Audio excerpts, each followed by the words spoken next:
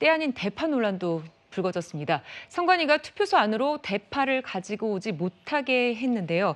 자, 김수민 평론가님 어떤 내용입니까? 네, 대파가 이제 정치적 상징물이라고 해석이 될 수 있기 때문에 사실 투표소 안에서는 어떤 정치적 의사를 표현하지 않는 것이 비밀 투표의 원칙에 또 부합한다고 볼 수 있겠죠. 네. 그런데 이제 자꾸 대파가 이제 최근에 정권 심판의 어떤 상징물로 또 떠 있는 것은 사실이라고 선관위에서는 보고 있고 그렇기 때문에 이제 정치적 의도가 있는 표현물이기 때문에 안에 반입을 하지 못하도록 그렇게 지침을 정해뒀습니다.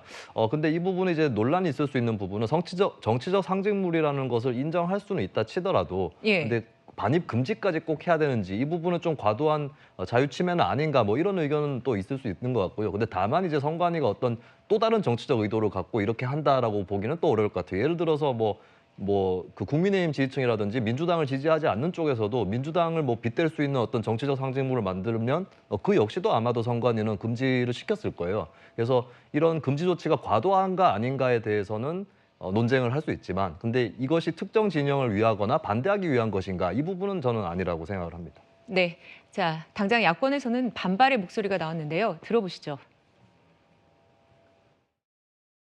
칼틀막, 입틀막도 부족해서 이제는 파틀막까지 합니다. 대파 가지고 투표소 가면 왜 안 됩니까? 대파로 무슨 테러라도 한다는 것입니까? 황당한 정부 아닙니까, 여러분? 왜 이렇게 국민의 자유와 인권을 억압하는 것입니까? 네, 최진봉 교수님 네. 어떻게 들으셨습니까? 그러니까 저는 이게 선관위가 너무 불필요한 논란을 불러일으킨다고 저는 생각해요. 이게 물론 이게 선관위에서 얘기하기 이렇더라고. 누군가 이게 문의를 했다는 거예요. 이걸 가지고 와도 되느냐. 그래서 아니다, 안 된다라고 얘기하면서 지침으로 이제 전국에 있는 투표소에 얘기를 했다고 하는데 이러다 보니까 결국 이제 언론에 보도가 되고 대파 논쟁이 또 불거지는 거거든요. 그래서 모르겠습니다. 이게 정치적 상징물이 된다고 저는 개인적으로 생각하지 않고요. 뭐 들고 오든 말든 그냥 놔두고 하면 되는 거를 괜히 이걸 문제를 삼으니까 결국 이게 여론이 돼버리고 여론이 또 잊어버린 대파를 또다시 상기시키는 상황이 돼버렸어요. 그럼 또 윤석열 대통령 반응 가지고 또 논란이 되는 것이 또 기억이 나잖아요.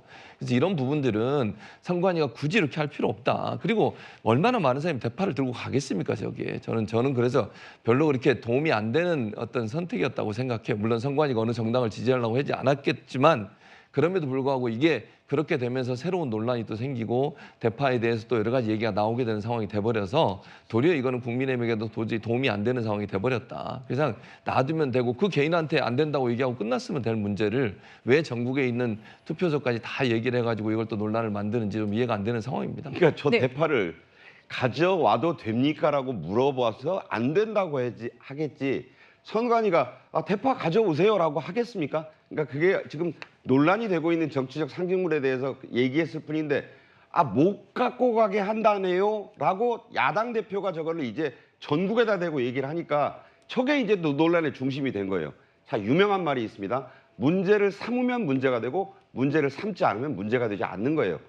그 대파를 못 들고 가게 하니까 이번에 무슨 디올백을 들고 가도 되냐 이런 식으로 이제 비아냥 조롱을 했는데 그런 식으로 얘기하자면 정치적 상징물들 다 들고 갈 거 아니에요. 연산군 실록 들고 가고 이대 성상납 어쩌고 한 그 책 들고 가고 그래도 된다고 그럼 물어서 그거에 대해서도 또 논란이 일 거 아니에요. 그러니까 투표장에 저도 다녀왔는데 사전투표 그냥 신분증만 들고 가시면 됩니다. 그러니까 네. 지금 말씀하신 그대로를 하면 이걸 예. 문제를 안 삼았으면 그렇게 문제가 안 되는 거예요. 그러니까 박 의원님 말씀하신 것처럼 야당 대표가 문제를 삼는다고 하는데 만약 선관위가 이걸 가지고 전국에 있는 투표소에 이런 얘기를 안 했으면 전혀 문제가 안 된다고 저는 보거든요. 근데 그런 부분들을 문제시하니까 또 야당 대표가 얘기할 수밖에 없는 거고.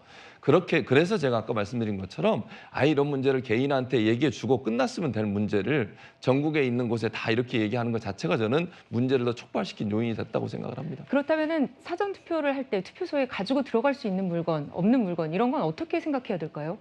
그러니까 이제 그게 상식선에서 판단하면 될 일이에요. 사실은 투표만 하러 가시는 거잖아요. 저도 가보니까 다들 가벼운 옷차림에 거의 들고 오신 분들이 없더라고요. 그렇잖아요. 걸어서 가거나 출퇴근할 때 가벼운 가방 정도 들고 가는 건데 뭘 들고 갑니까?